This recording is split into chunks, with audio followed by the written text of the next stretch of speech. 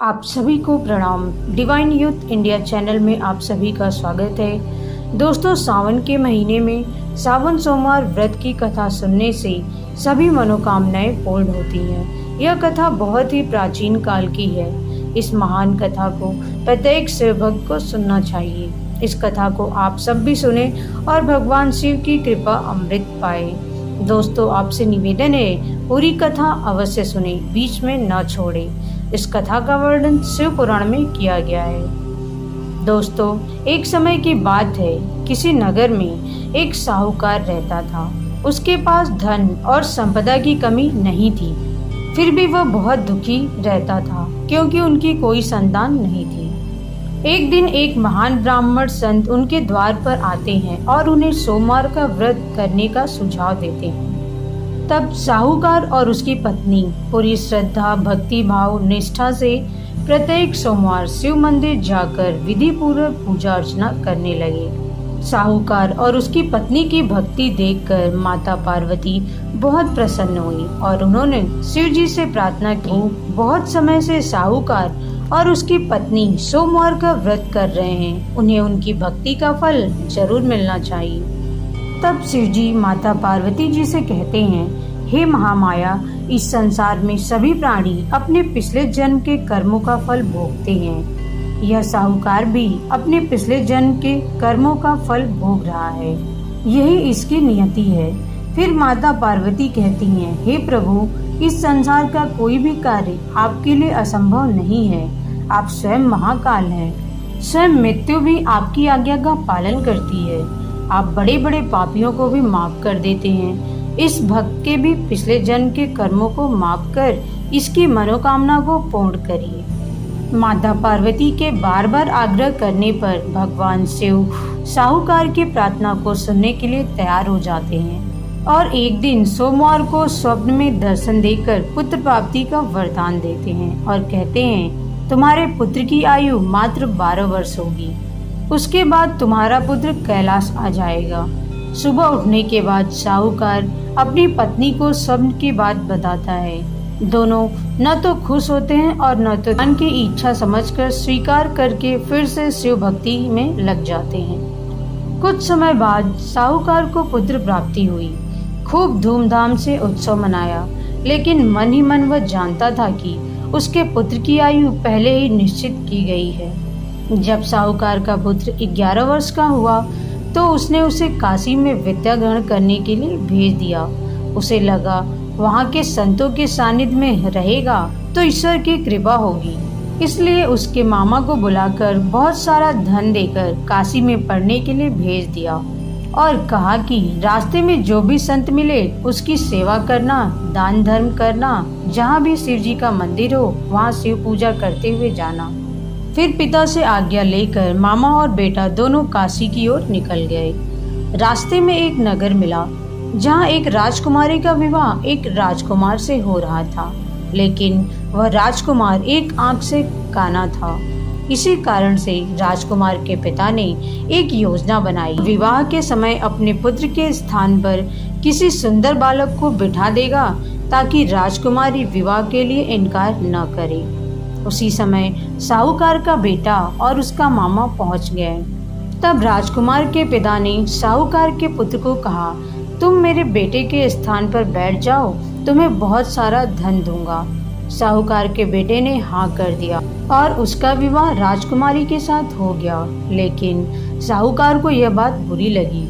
उसने राजकुमारी की चुनरी पर लिख दिया कि तुम्हारा विवाह मुझसे हुआ है, लेकिन तुम जिसके साथ जा रही हो वह एक आंख से काना है। मैं तो काशी में पढ़ने जा रहा था, तो राजा ने मुझे उसके स्थान पर बैठा दिया। साहूकार के पुत्र के जाने के बाद जब राजकुमारी ने यह बात पढ़ी तो बहुत क्रोधित हुई और उसने यह बात अपने पिता को बता दिया और उस राजकुमार के साथ जाने से इनकार कर दी और रोते हुए शिव जी के मंदिर जाकर वहां पूजा करने लगी। उसने अपने पति को वापस पाने के लिए सोमवार का व्रत करना शुरू कर दिया। दूसरी ओर साहूकार का पुत्र और उसका मामा काशी में पहुंच गए।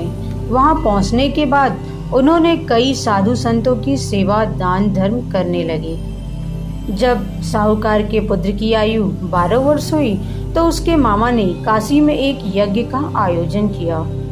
सभी ऋषि मुनियों को निमंत्रण। यज्ञ के बाद साहूकार के पुत्र को नींद आने लगी और वह सोने के लिए शिव मठ में चला गया और उसी समय नींद में उसकी मृत्यु हो गई। जब उसका मामा उसे देखने के लिए अंदर आया तो उसे पता चला कि उसके भांजे की मृत्यु हो चुकी है, जिससे वो बहुत दुखी हुआ, लेकिन वह चुप रहा। सभी ऋषि मुनियों को दान दक्षिणा करके विदा किया।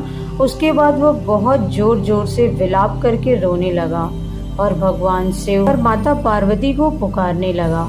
उसी समय भगवान शिव और माता पार्वती आकाश मार्ग से गुजर रहे थे। तब माता पार्वती ने उसका विलाप सुना तो उन्हें बड़ी दया आ गई। उन्होंने भगवान शिव से उसके दुख को दूर करने के लिए कहा। तो भगवान शिव जी ने कहा, यह वही साहूकार का पुत्र है जिसकी आयु केवल 12 वर्ष तय की गई, लेकिन माँ तो माँ होती है, उसकी ममता की कोई सीमा नहीं होती।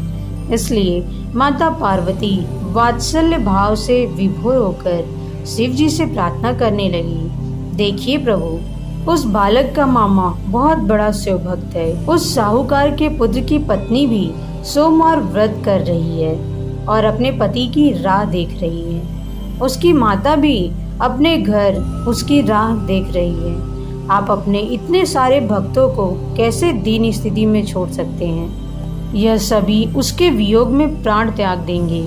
माता पार्वती के आग्रह पर शिव जी ने उस बालक को फिर से जीवित कर दिया और उसे लंबी आयु प्रदान की। वह बालक फिर से जी उठा और शिव जी को धन्यवाद दिया। फिर काशी में शिक्षा प्राप्त करके अपने नगर की ओर लौटने लगा। रास्ते में वह नगर भी पड़ा जहाँ पर वह राजकुमारी अपने पति की प्रतीक्षा कर रही थी।